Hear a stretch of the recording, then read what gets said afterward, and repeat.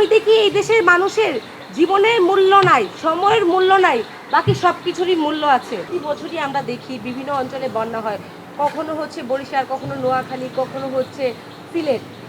এবছর হচ্ছে বন্যায় প্রবলিত হয়েছে হচ্ছে চট্টগ্রাম অঞ্চল। আমরা মনে করি প্রতিরোধের চেয়ে প্রতিকারের চেয়ে প্রতিরোধ উত্তম।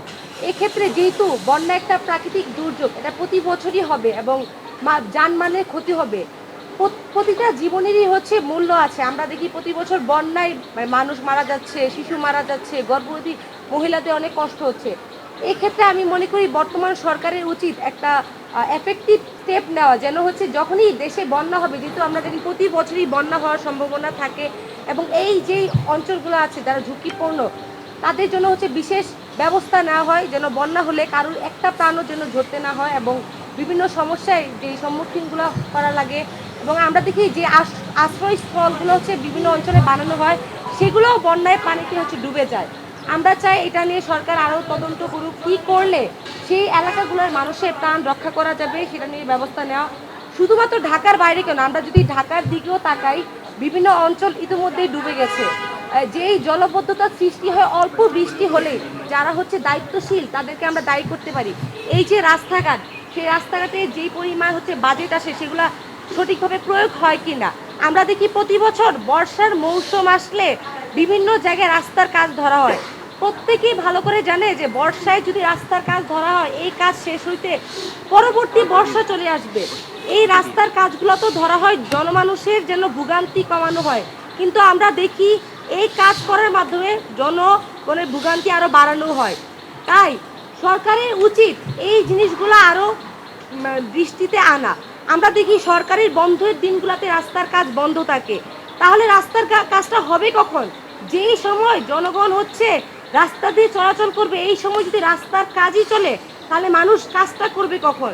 আমি দেখি এই দেশের মানুষের জীবনের মূল্য নাই, সময়ের মূল্য নাই, বাকি সব কিছুরই মূল্য আছে। আমরা তাই চাই এই সরকার অতি দ্রুত যারা বন্যায় কবলিত আছে তাদেরকে হচ্ছে সুরক্ষা দান করবে, তাদের যেই প্রয়োজনীয় নিডসগুলো দরকার সেগুলো প্রোভাইড করবে এবং পরবর্তীতে দেশের যে কোনো অঞ্চলে বন্যা হলে যেন আমরা সহজেই মোকাবেলা করতে পারি, এই জন্য ইম্প্যাক্টফুল স্টেপ গ্রহণ করব। আমরা আরও দেখি যে বর্তমানে আমাদের খুনি হাসিনা যে 2024 সালে গণমানুষের অভ্যুত্থানের পর দেশ ছেড়ে পালিয়ে গিয়েছিল, সে বার্তা দিচ্ছে ডিসেম্বরে সে বাংলাদেশে আসবে। সে বাংলাদেশে আসুক, এটা বাংলাদেশে আপামর জনতা চায়, শহীদ পরিবারগুলো চায়। আমরা দেখি পলাতক লীগের কর্মীরা বলে যে তাদের আপা বাংলাদেশে আসছে নাকি বাংলাদেশের জনগণ হাসবে। বাংলাদেশ জনগণ তো অবশ্যই হাসবে। এই খুনি হাসিনা যখন বাংলাদেশে আসবে, আমরা তাকে ফাঁসির দড়ি দিয়ে যখন বরণ করব, এই যে শহীদের পরিবারগুলা যারা 17 বছর গুম খুনের শিকার হয়েছে, সেই পরিবারগুলা কি হাসবে না? অবশ্যই হাসবে। আমরা চাই খুনি হাসিনা যেহেতু বলেছে ডিসেম্বরে আসবে, এই সরকার আরও দ্রুত এই হাসিনাকে বাংলাদেশে আনুক। যেহেতু এখন জুলাই মাস চলে, এই জুলাই 24 মাস আগে বাংলাদেশে এই খুনি হাসিনার চূড়ান্ত যে রূপটা ছিল এই বাংলাদেশের জনগণ দেখেছে এবং রাজপথে নেমেছে।